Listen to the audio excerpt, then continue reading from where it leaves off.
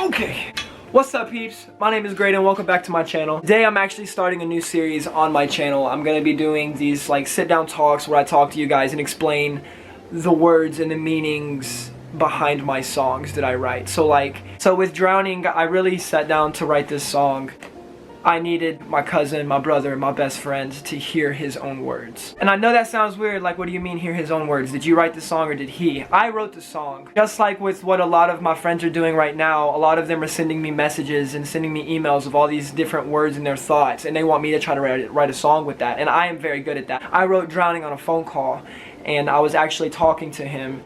He was in a really rough spot, and he basically couldn't escape what he was in, and on top of that, things would just happen to him that doesn't happen to people. Like, he went into a convenience store one time and he got jumped, and he called me like after that and he was like, dude, like I just got fucking jumped, and like stuff that like you only see and hear in movies, this stuff was happening to him every single day. And I know that y'all, a lot of people are hearing this and might be like, man, this is stupid, like I don't know if I believe this, but like in all honesty, bad things happen to good people a lot. He was going through such a bad spot, I wanted to write this song for him. So the first lyric is, if there was ever a time for me to use my music ability, then right now is that time. And that was because I was thinking, I want to use my music ability to be able to help my cousin. And I don't know how to do that. I didn't know how to do that until afterwards, until I just started going and I started stepping, and I quit telling myself, you can't do this because you're just going to end up taking one step forward and 3 steps back, because that's all the person that I was when I was in Texas. All I ever wanted to do was play music, and I was so fucking scared to even make a step with it because I thought that I wasn't going to get anywhere. And I was letting fear take over my life. That's kind of in a way what he was doing. So if there was ever a time for me to use my music ability, then right now is that time. So close your eyes, because I'm about to pick your mind. If y'all know who I am, and y'all know DJ, and y'all have ever met DJ, and y'all see me and DJ around each other, we're the closest it gets. Like, in all honesty, we're like the glue to our families. And he called me one time, and I picked up the phone, and the first thing I hear was crying. And I didn't know what to do. I didn't know how to act. I don't know about you guys, but whenever I get in my head, sometimes I just need to scream, I need to yell, and I need to just kick, and I don't need to sit here and listen to someone else talk. I just need to just go off. And whenever he called me, he was crying, and he was just, dude, he said, I feel like I'm drowning. No matter what I do, no matter how hard I try and I kick and I try to swim back up to the top, I might get a glimpse of air, but then I'm fucking even deeper.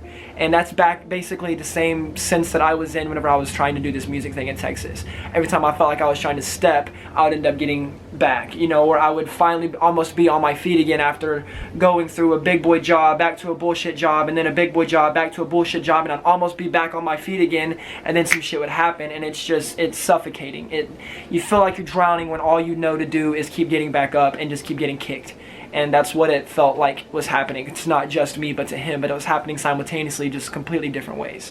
Whew, I did not expect these videos to ever get this deep, but theirs are probably going to be pretty damn deep videos. He started going off and just saying all that stuff, and I just grabbed a pen and paper and started writing, like while he was talking. So I got the inspiration from Drowning because I took his words, I'm drowning, and I ran with that, with what I had going on in my head, with what he had going on in his mind. So I went to work with my Uncle David and my cousin DJ to go and try to help fix up these houses.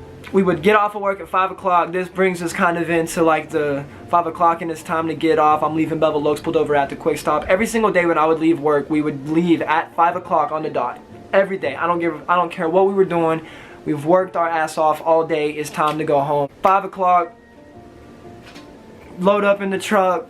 First quick stop, as soon as you take a left out of Bevel Oaks, there's a quick stop there. We'd stop and get some beer. We'd drink beer, dude, ride home, listen to John Mayer's Gravity and all this stuff. That just happened to be the song that went in that day, because I remember listening to John Mayer all the time, like his blues and all that stuff. I basically wrote that song for DJ to basically be able to hear his own words, and I wanted to give him something to think about. Like, dude, we got this going for us, and I know that this is an everyday life, but man, we're making a living with this. So 5 o'clock and it's time to get off. I'm leaving Bevel Oaks, pulled over at the Quick Stop, hop out to get a 6-pack. DJ, grab a lighter so I can hit that. Like, the epitome of what we were doing when I was 19 years old after Hurricane Harvey. And I wanted to put my own little twist on it because he had explained all of this shit to me that he was going through, and I put a lot of that in a song. And then I hear the shit that I've got going on up here. It's not as serious as what he's going through, but maybe what I'm going through will be able to take him out of his head for a split second and not add on to what he already has in his head.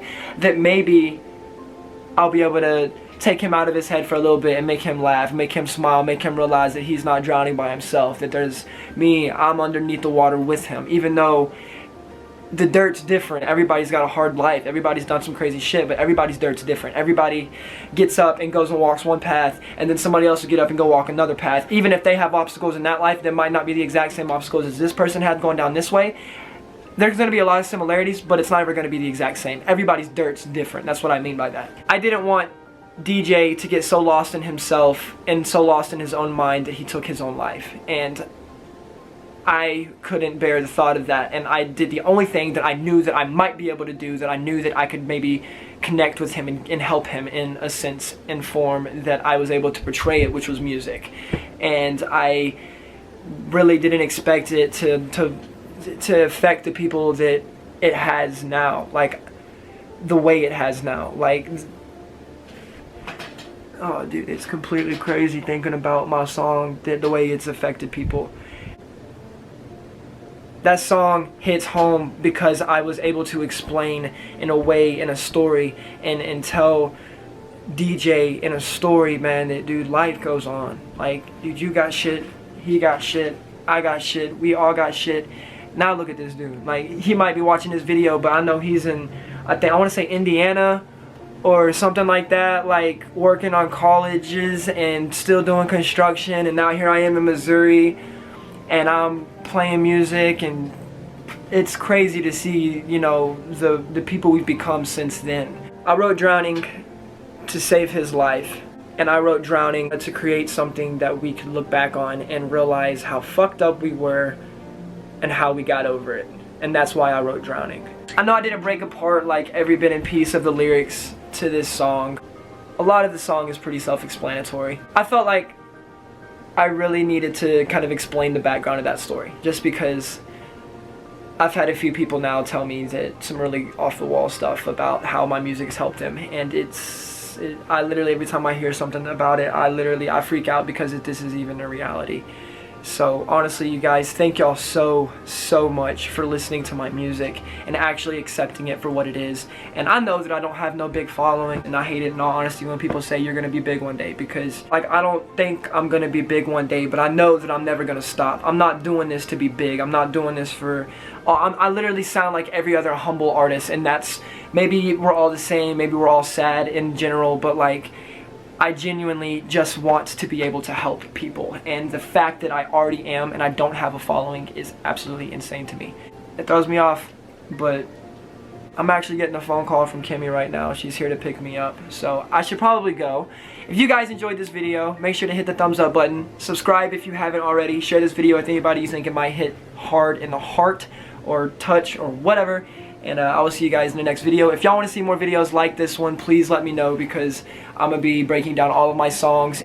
If you're still watching at this point in the video, go ahead and drop a fire emoji, just because that's what's on my mind right now. Anyway, thank you guys so much for watching. My name is Graydon Glover. I will see you guys in the next video. Peace out.